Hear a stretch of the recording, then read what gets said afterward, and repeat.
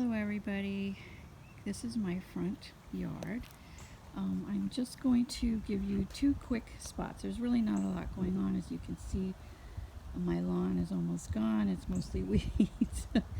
My sprinkler system broke, so I gotta fix that before I do anything. This one little corner I wanted to show you where I have a couple plants. I started this bed last year. This will be in full sun very shortly.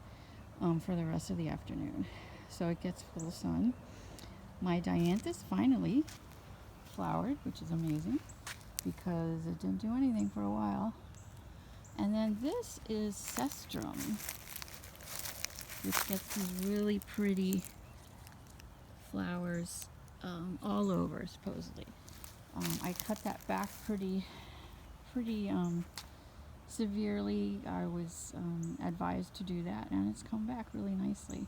The only thing I'm worried about is, I don't know if you can see here, the leaf has some marks, and if you look underneath, I don't know if that's, I'm a little worried about that. I need to find out what that is, because it looks so pretty. I don't want to lose it. So this bed last year didn't really do very well. The Sedum didn't do well. It's doing really well this year. I had verbena, which did beautifully, but then all of a sudden I think it got spider mites. But in the front I had blanket flower or giardella, or I forget what that's called, but that was beautiful. Then an ant hill attacked it and killed the other one. So I've been having a lot of problems. I'm going to do a soil test for this because I just feel like something's there that's, I don't know, maybe there's still grass roots. I don't know. I did put cardboard and then mulch on top to control the weeds. The torpedo weed still goes through that. But I've got this weed that's kind of taking over. But I really don't mind it because it's green and I don't have to mow it. And I put it up on the Facebook page and they said it's a good weed, it's not a bad weed. I hope so because it's taking over. We'll see what happens with that. This is not priority for me. I can't do anything with this, the lawn, like replace it or anything until I get the sprinkler fixed. So then I have this other area here, which I've really been having. I mean, there's nothing there, right? Really having problems with this one. I'm going to have the soil tested for this too. So I planted the two boxwood, which do really well. There used to be a sago palm here, but it really wasn't pretty. It would get dry and the leaves would get all brown, and I just dug it up. But it just, I used to have the best lawn or the best house of the neighborhood, but not anymore because nothing seems to work. This one, this bed especially, I have to have soil tested because it's just struggles. I don't know if you could see, I'm really happy. I planted a vitex, and look, I cut it back severely and it's coming back on that one. See here? But this one, I don't see anything. Oh wait, look, there's a little bit of new growth there. So maybe that one will come back. But last year I planted it, the leaves all fell off, and it just never ever bounced back. So I don't know what the problem there. Then here in the front, I don't know if you can see, I planted Stella d'Oro lilies, which are ever-bearing, so they continue to bloom throughout the summer. But again, they came up, they flowered once, and that was it. Before I add anything else, I'm going to have it soil tested to see if there's anything wrong, because I just, also this bark, so you can see big pieces here, this has been here for years and it has not broken down, which I think is really weird. I just recently planted these Bromeliads here. this area is mostly shade.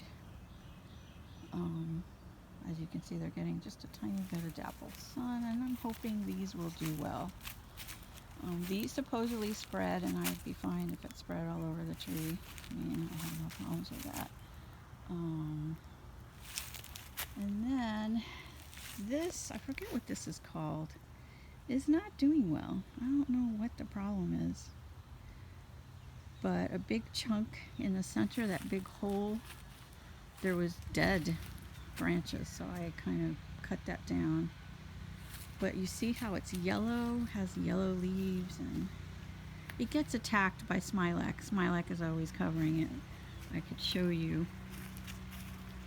I'm pretty sure this is Smilac.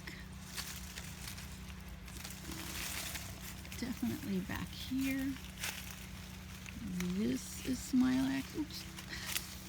This over here. I don't know if you can see it. That's Smilac. It just gets attacked. I mean, I just have trouble with the vines, the weeds. Over here, you can see a bed of Virginia creeper. I don't know if you can see it. Let's see. See back there? So, for those who don't know, this leaf shape, that is Smilac. And then the one, this one here, that is Virginia creeper. And you can see it all over. So, I don't know what to do. I used to have junipers back there. They died. I have these lilia-rope in the front that never, look how bad they look. They've never done well. That kind of came in the house. And then over here in this pot, doesn't look like much now, but there's Peacock Ginger there. Now, I've had this before, planted elsewhere, and it takes a long time for it to pop up. So it's like really late in the season it pops up. So I'm not concerned that nothing has popped up yet.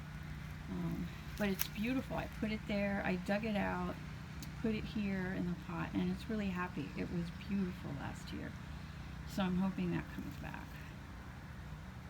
But really, that's about it. That's my yard, my front yard. So I do hope to extend the, that bed over. But again, that's not priority. Really what's priority, I think, in my front yard is this bed here. Getting this bed right next to the, the front door established and, something growing. I had blue days here that was beautiful. I had coreopsis that was beautiful. And just, I don't know, after I took out the sago palm, it just hasn't done well, and I'm wondering if something happened when I did that. I don't know. So I'm definitely going to have the soil tested here. Just a couple of things in the front yard on the other side of the garage. I planted these. Ooh, is this loropetalum? I think it's loropetalum. I planted 3 little ones because I could see the cars next door and I just hated it. And it's doing its job. You can see it a little bit, but there we go. We don't see anything. And then that one over there is not doing as well, but I need to trim it down a little bit. These grow huge, so they are kind of a pain to prune. They have dwarf varieties, which, but I wanted it tall because I didn't want to see the house. And here is a dogwood, which used to get beautiful, but I see one little flower on it. So sad. That's right on our property line, and I told the people next door, please don't cut it, because I love dogwoods, but I just think it's not doing well. I'm thinking of planting something in between the 2 loropetalums, like right where in front of the dogwood. It needs something there, other than weeds. And then over here, this kind of came with the house. This is a princess flower, and what I do, and maybe I'll record that when I do it, I prune it down like maybe 12 inches from the ground. I cut all that off, all the dead stuff off, because that definitely gets all new growth, and it gets that high in 1 year, 1 season. It doesn't, it flowers okay, usually in August, but I've seen in the Grow Gainesville Ornamental Facebook page that other people, it just flowers like crazy. So I need to find out what the trick is. It gets full sun. So I don't know, maybe I've never fertilized it. Maybe that's it. You need to feed them, right? So I'm learning. So we'll see. I do have a Nandina here, a really big Nandina, so Nandinas aren't invasive and they're not good. So they're invasive, they're not good for us. And those berries are toxic to birds and other animals. So I had another one in that corner that I showed earlier and I got rid of it. This one's so healthy and beautiful though, I don't know. At some point I'll probably take it out. I don't want to take anything out unless I know what I'm going to replace it with, because then it'll just be this bare spot. So here is my Bottlebrush, and it's full of flowers. So happy. I haven't seen it bloom this well in a while. But look down here. A lot of blooms on the floor too. I think it's the squirrels that do that. I'm not sure though. I'm so happy. I had seen others in the neighborhood that was full, and I was wondering, when is mine going to get full? So hummingbirds love it. Okay, just a quick update. My yard, my front and my backyard. I hope you join me in this journey in figuring out what to do to make it look inviting and pretty, and encourage wildlife. You hear the birds. I love that. Anyway, thank you.